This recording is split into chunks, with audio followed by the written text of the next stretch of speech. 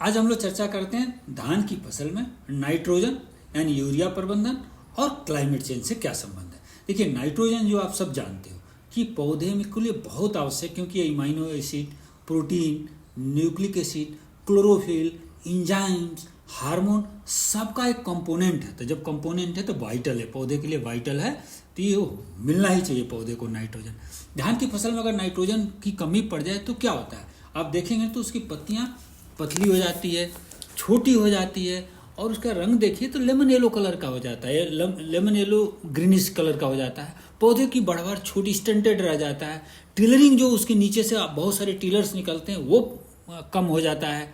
और जो पुरानी पत्तियाँ होती हैं सबसे पहले वो इस तरह का लक्षण पीलापन दिखता है। और जब ज़्यादा सीवियर हो जाए तो पूरी खेत जो है ना, इंटायर खेत जो है येलोइश अपीयरेंस आता है। और इस तरह का लक्षण दिखे तो समझ लीजिए नाइट्रोजन की कमी है। सामान्य तौर पर नाइट्रोजन की कमी में किसान क्या करता है, जो नाइट्रोजनस फर्टिलाइजर है, जो केमिकल फर्टिलाइजर बाजार में है, उसमें सबसे नंबर 1 पे जो है यूरिया आती है, यानी कार्बोमाइड, CONH2 ट्वाइस इसका केमिकल नेम देखें तो ये उपलब्ध रहता है। ऐसे तो DAP में भी नाइट्रोजन मिलता है और NPK में भी नाइट्रोजन मिलता है। जो यूरिया उसमें 46% नाइट्रोजन मिलता है। और यूरिया की विशेषता क्या है, हाईली वाटर सोल्यूबल है। जैसे आप खेत में डालते हो, अगर नमी है तो तुरंत गल जाता है। यही इसकी अच्छाई भी है और यही इसकी कहीं थोड़ी बुराई भी है। यूरिया को डालने के 3 से 4 दिन तक ही यूरिया पौधे को एब्जॉर्प्शन के लिए अवेलेबल होती है। चौथे दिन के बाद वो एब्जॉर्प्शन के लिए अवेलेबल नहीं होती है। आप पूछेंगे पौधा एब्जॉर्ब नहीं किया तो यूरिया गया कहाँ। तो चलिए इसकी बात करेंगे कि यूरिया गया कहाँ। सामान्य तौर पर जो कि आप धान की बात कर रहे हैं, हम 1 टन पैडी पैदा करने के लिए जो पौधा है, धान का पौधा है, वो 17.5 kg नाइट्रोजन का एब्जॉर्प्शन सॉइल से करता है। यानी इतनी नाइट्रोजन मिलना ही चाहिए। अगर 1 हेक्टेयर का पैदावार देखें, सामान्य तौर पर मैदानी क्षेत्रों में 3 से 5 टन पर हेक्टेयर होता है, पंजाब वगैरह में देखेंगे तो 5 टन होता है।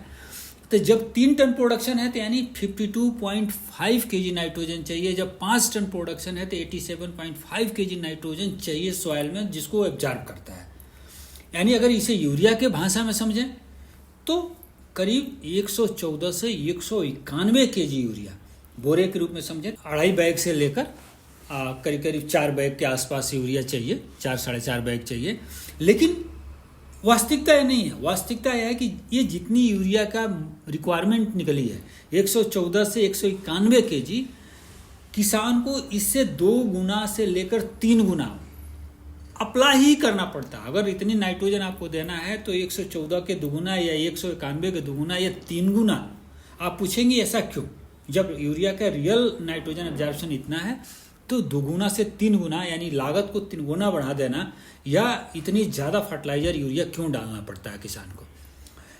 इससे पहले बात, या इसको हम कैसे कम करें, इसके कंपोनेंट में बात करेंगे। पहले बात कि किसान अपनी फर्टिलाइजर को जो 2 से 3 गुना डाल रहा है उसे कम से कम कैसे करे।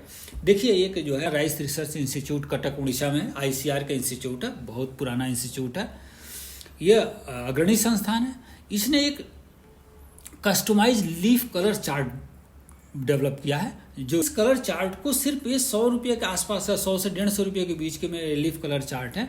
अगर किसान के पास ये लीफ कलर चार्ट हो, ये प्लास्टिक का, अगर आपके खेत में धान की जो फसल है उसके पत्तियों का रंग 1 नंबर के स्ट्रिप से मैच खा रहा है तो तत्काल इसका अर्थ है कि तत्काल आप नाइट्रोजन का, यूरिया का अप्लाई करिए। 2 नंबर से मैच खा रहा है, इसका मतलब अप्लाई आपको करना चाहिए। 3 नंबर से मैच खा रहा है तो इसका मतलब आप शीघ्र कर दीजिए, आप उसको तत्काल करने की आवश्यकता नहीं है, लेकिन करना चाहिए। लेकिन यदि आपके खेत के धान की पत्तियों का रंग 4 नंबर या 5 नंबर की स्ट्रिप से मैच खा रहा है, इसका अर्थ यह है कि आपकी फसल में अभी तत्काल या अभी नाइट्रोजन की आवश्यकता नहीं है। यानी इस रंग का अगर आपकी फसल है, पत्तियां हैं आपके धान की, तो अनावश्यक नाइट्रोजन का उपयोग करना वेस्टेज होगा, कोई उसका लाभ नहीं मिलेगा। अगर यदि सिर्फ इस लीफ कलर चार्ट जो 100 से 150 रुपये का लीफ कलर चार्ट है, इसका उपयोग करें तो देखा जा रहा है कि जो आप फर्टिलाइजर यूरिया डाल रहे हो उसकी 20 से 25% इफिशियंसी बढ़ सकती है। यानी उसकी कह सकते हो ना, यूरिया की मांग 20 से 25% घट सकती है। 4 बैग आप डाल रहे थे तो 3 बैग में काम चल सकता है। तो समझिए कि 1 बैग यूरिया बचा, पैसा बचा, समय बचा, और उसके नुकसान से बचा। तो और साथ ही अगर आपने इस तरह से यूरिया का उपयोग किया है तो कहा जाता है कि 12 से 20% ज़्यादा उत्पादन होंगे, क्योंकि सही समय पर आपने यूरिया डाला है। तो यूरिया तो बचा ही बचा, नाइट्रोजन तो बचा ही बचा, आपका उत्पादन भी बढ़ा। अब आती है कि 2 से 3 गुना फर्टिलाइजर क्यों डालना पड़ता है, यूरिया क्यों किसान को डालना पड़ता है। यदि उसे 1 बोरी की आवश्यकता है तो 3 बोरी से लेकर 4 बोरी क्यों डालता है। यूरिया हमने बताया कि हाईली वाटर सॉल्युबल है। जैसे आप खेत में डालते हो, अगर बारिश हुई तो तुरंत, या नमी है तो तुरंत गल जाता है। अब एक नमी तो चाहिए यूरिया को एब्जॉर्ब करना है। ज़्यादा बारिश हुई तो फिर वो पानी के साथ, बारिश के साथ बह भी जाता है। तो यूरिया कई बार जो है अपने केमिकल फार्म में ही गलकर बहने लगता है, वो रन ऑफ के साथ फ्लो करने लगता है और रन ऑफ लॉस होता है और वाटर बॉडी में चला जाता है। चलिए, अगर बारिश नहीं हुई तो क्या होता है, जो कार्बोमाइड है CuNH2 ट्वाइस है, वो जैसे मिट्टी में पड़ता है और पानी के साथ मिलता है तो उसकी क्या होती है, हाइड्रोलिसिस होती है और वो बना लेता है अमोनिया NH3। फिर NH3 पानी के साथ पुनः रिएक्ट करता है और ये सब यूरियज एंजाइम के कारण, जो मिट्टी में यूरियज एंजाइम है, सॉइल एंजाइम है, वो उसकी उपस्थिति में होता है। फिर अमोनिया फिर पानी के साथ रिएक्ट करता है और बनाता है NH4+। अब देखें, जो NH3 है, NH3 कन्वर्ट होता है NH4 में। NH3 क्या होता है, हाईली वोलेटाइल होता है और ये जब भी NH3 बनता है वो लोकलाइज लेवल पर सॉइल का pH बढ़ा देता है। अगर सॉइल थोड़ी ड्राई कंडीशन में हो और NH3 बना हुआ हो या pH उसकी थोड़ी और ज़्यादा हो सॉइल की, तो ये वोलेटाइल हो जाता है। यानी वोलेटाइल होने का अर्थ क्या हुआ, ये गैसियस फॉर्म में इन्वायरमेंट में चला जाता है। तो ये NH3 क्या कर दिया, यह हवा में गया तो हमारे सांस ब्रीदिंग की प्रॉब्लम भी बन सकता है, और ऊपर चला गया तो ग्लोबल वार्मिंग या क्लाइमेट चेंज का कारण भी बन सकता है। तो इसी में कई बार कहा जाता है कि यूरिया एंड नाइट्रोजनस फर्टिलाइजर के कारण ग्लोबल वार्मिंग या क्लाइमेट चेंज पर भी प्रभाव निगेटिव पड़ता है। फिर ये अमोनिया हमने आपसे कहा पानी के साथ रिएक्ट कर NH4+ बना देता है। NH4+ यानी जो अमोनियम आयन है वो पौधा एब्जॉर्ब करता है। लेकिन सॉइल अपनी एक chemical reaction, biochemical reaction soil में होती रहती है, तो जो कुछ अमोनियम को प्लांट ने एब्जॉर्ब कर लिया, अब बचा हुआ अमोनियम क्या होता है, उसकी तुरंत सॉइल में कुछ बैक्टीरिया है उसकी नाइट्रिफिकेशन करते हैं। यानी अमोनियम क्या होता है, नाइट्रोसोमोनास एक सॉइल बैक्टीरिया है, वो कन्वर्ट कर देता है NH4+ को किसमें, NO2- यानी नाइट्राइट आयन में कन्वर्ट कर देता है।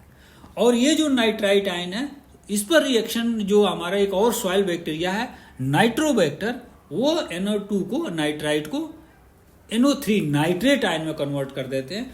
पुनः ये जो नाइट्रेट आयन है, पौधा नाइट्रेट आयन को एब्जॉर्ब करता है। यानी पौधा 2 फॉर्म में नाइट्रोजन को एब्जॉर्ब करता है, अमोनियम आयन के रूप में और नाइट्रेट आयन के रूप में एब्जॉर्ब करता है। लेकिन नाइट्रेट जो बनता है, NO3- जो बनता है, उसकी एक प्रॉब्लम क्या है, वो हाईली क्या कर सकते हैं, वो मोबाइल होता है। वो हाईली मोबाइल होता है। तो जैसे नाइट्रेट बना, तो अगर धान की बात करें तो धान में पानी ज़्यादातर किसान खूब डालते हैं, तो जो पानी के साथ ही है, या तो इसका वर्टिकल नीचे की तरफ लीचिंग होती है तो ये ग्राउंड वाटर को पॉल्यूट करता है। अगर ये हॉरिजॉन्टल मूव किया तो हमारे रिवर, पॉन्ड्स, इस तरह के जो वाटर बॉडी को पॉल्यूट करते हैं। तो इस तरह से ये हमारे वाटर बॉडी को पोल्यूशन करते हैं। जब वाटर बॉडी को पोल्यूट करते हैं, अगर पॉन्ड को पोल्यूट करते हैं, तो कई बार उसमें यूट्रोफिकेशन, नाइट्रोजन के साथ अगर फास्फोरस भी आ जाए तो क्या करते हैं, अलगल ग्रोथ बढ़ा देते हैं, पूरी वो पॉन्ड ग्रीन हो जाता है, अलगल ग्रोथ हो जाता है। और ऑक्सीजन की शॉर्टेज होने के नाते जो उसमें एक्वेटिक जीव है, मछलियाँ हैं, कई बार वो मरने लगती हैं। तो और अगर अमोनिया रिलीज हुआ तो हमने बताया कि जो है NH3 से इन्वायरमेंटल पोल्यूशन तो होता है, कई बार रेस्पिरेटरी डिजीज होती है। लेकिन NO3 जो है, जो नाइट्रेट है, अगर वो वाटर बॉडी में, हमारे ड्रिंकिंग वाटर में चला जाए तो छोटे बच्चों में ब्लू बेबी सिंड्रोम होने का डर होता है। यानी ब्लू बेबी सिंड्रोम में बच्चों का जो स्किन टोन है वो ब्लूइश हो जाता है, रैपिड ब्रीदिंग इशू होती है, वेट गेन में प्रॉब्लम होती है, लेथार्जिक लक्षण आते हैं। तो इस तरह से यूरिया का निगेटिव इन्वायरमेंट हमारे हेल्थ इन्वायरमेंट पर पड़ता है। तो आवश्यक है कि इसका सही तरीके से प्रबंधन किया जाए, सही तरीके से उपयोग किया जाए।